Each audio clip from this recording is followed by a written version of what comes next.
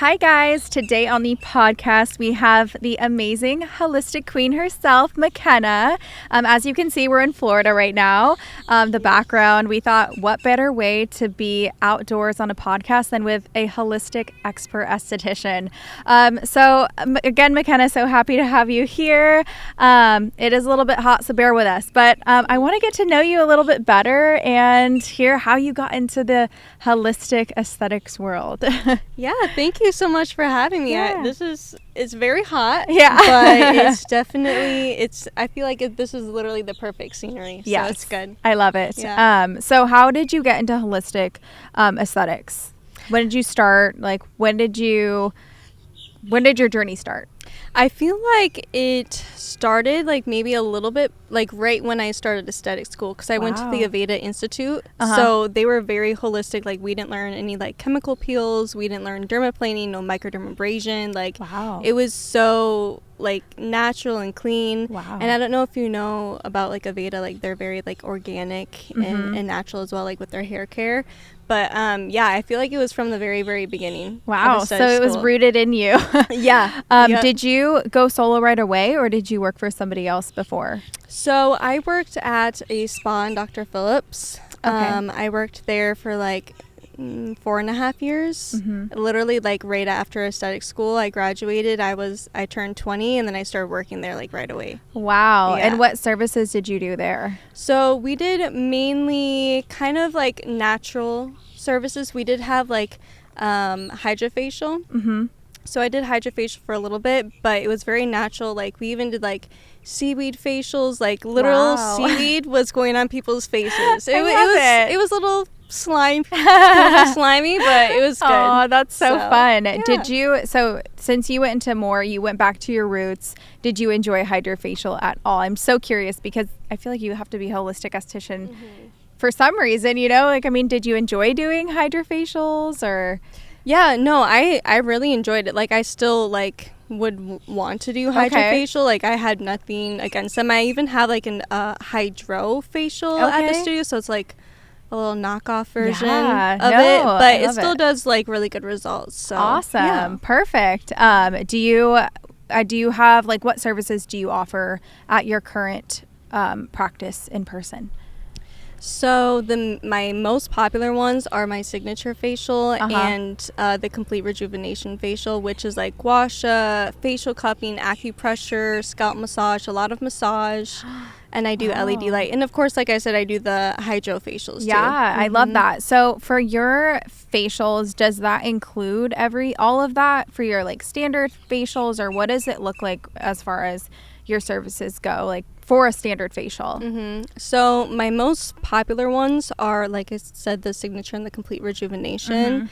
They're both like a little bit different, but they're 80 minutes. And I completely like made my own protocol. Wow. So I did, for the signature one, you do the basic like cleansing, exfoliation, extractions, like the basic facial, and then I do a lot of facial massage with the signature one, and like gua sha, and then the acupressure. And it comes with like a scalp massage, a arm and hand massage, and a foot massage. That is to die for. So it's literally like a whole my gosh, that is an experience. Yeah. Oh my gosh. I'm like, whenever I go to get facials, you're literally what I seek for. So that's amazing. Oh my gosh. So as far as the holistic, esthetician world goes, what is like the difference between holistic and, I guess you'd say, more medical based? Like, what is the biggest difference you would say, since you've done both, like in the past? That's a good question. I feel like I would say, like, because I did do chemical peels in the beginning, but I felt like I kind of wanted to stray away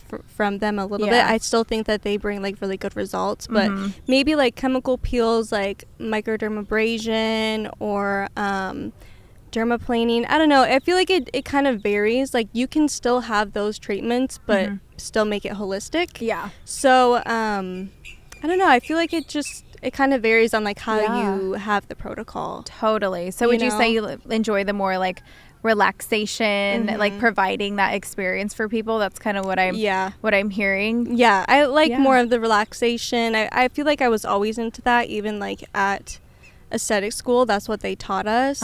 And like just having people in the studio and just making them super relaxed. Everybody's like always stressed, you know, and I don't want a whole bunch of lights on them, like doing all this crazy stuff to their skin, which I can still do, but I like to just have them relax and decompress. That's so interesting, because I do feel like there's so many different quote unquote types of estheticians. So I love that there's so many different avenues that you can go as an esthetician. I mean, the world's your limit, right? Like, it's so fun that you're able to do all of those different services but still make it holistic. As far as your solo journey went, how long have you been a solo esthetician for now? This year, I think just like this August, it was 2 years. Oh my gosh. Just hit 2 years. Oh yeah, I did see that on Instagram. Oh my goodness. That's so exciting. Congratulations. Thank you. What has been like the biggest, like, how have you grown the fastest? I mean, that's huge. 26,000 followers in 2 years. What would you say like was the peak of your Instagram when you started to really grow? Yeah, it was actually this year. It was around like February. I started to really grow my Instagram. That's amazing. Yeah, like my goal for like this year was, I want to hit 5K. Oh, that's amazing. That was literally my goal for this year. And then I'm like, I looked at my husband. I'm like, yeah, we're at 26. Oh my gosh, that's just insane. That actually is insane. So as far as your Instagram goes, did you go into it wanting to reach more followers? Because you are an influencer at this point. So did it happen more organically for you? Did you have like a goal, and what you're posting was very intentional? Honestly, no. I didn't really. Going into being a solo esthetician, I wasn't going into it wanting to be an influencer. I actually like did not like social media. Like, I'm just not a social media person. So, but now I am, I guess. So, but like going into it, I was just doing it because like that was my way of, like, the only way that I knew how to get clients. So I just kept posting to try to get clients, because I was like, I don't know how to like meet people and like stuff like that. So I was just like, let me just keep posting, and then all of a sudden I just figured out what Instagram wanted, and it just like blew up. Oh my gosh. Yeah. So I know it's so different for everybody. Some people say that Instagram's the way that they get clients. Some people are like Google, majority word of mouth. What would you say is your biggest, avenue of getting new clients in the door? Yeah. So I did get clients from Instagram.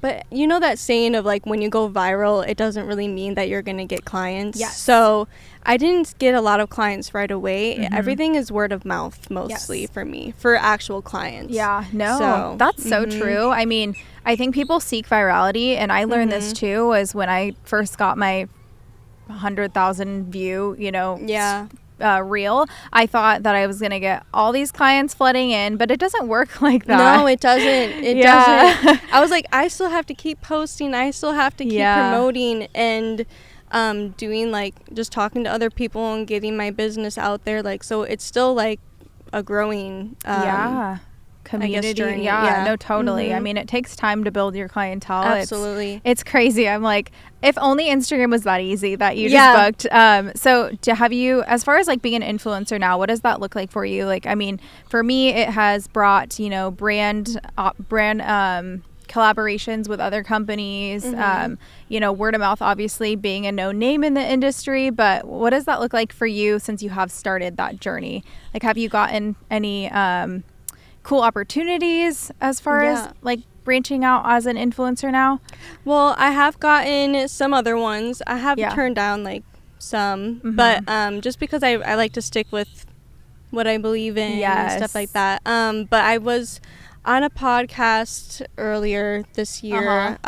We were talking about gua sha, and then I have like other people reaching out to me to do events like in Orlando. Oh, sweet. So I'm doing an event in September and like teaching like exclusive, I don't even know what they're really called, but they're like an exclusive business group, and they're hosting an event for their members. So they're having me come and like doing like just an event with them and like teaching them how to do like gua sha and like natural beauty and whatnot. So I'm doing that with another girl. I'm doing that in September. That is so fun. I always like to just hear like about other opportunities, since you are in a different niche. You're still obviously in the same category of esthetician, but I offer chemical peels. So I feel like each person has their own branding, and I think that's like so important. And I think that's really cool that you've had opportunities since you branched out on your own. Yeah. That is such like a rewarding feeling, right? How did you feel going solo? Was it like a breath of fresh air? No. Oh no. It was terrifying. Oh. It was so I feel terrifying. That. So I went solo. Actually went solo in May. So technically May was my 2-year, but like nice. I don't count it until like August. Yeah. So I worked at the spa in May, and then I got fired. I got too. I've gotten fired before too. Yeah, I got fired from my spa job, and then I was like, all right, I guess this is the time that I go full force with my business. So it was really scary. I was just like, I don't like, how am I going to make money? But luckily I was still living at home with my parents at the time. So every time, like, I guess during being a solo esthetician, I always had support, like from my parents. I lived at home. I didn't have to pay any rent.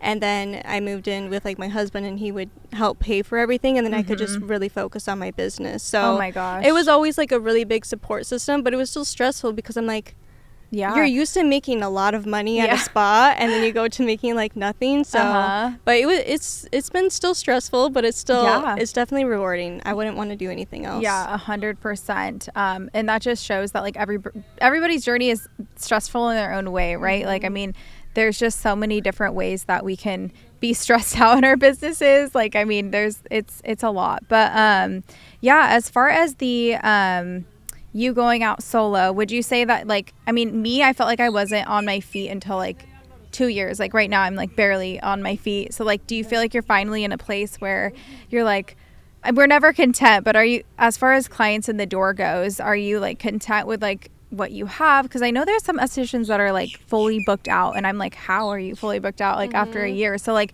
I know you said yours is word of mouth, so as far as that goes, what does that look like for you? So I'm not fully booked out. Like I can still book people this month.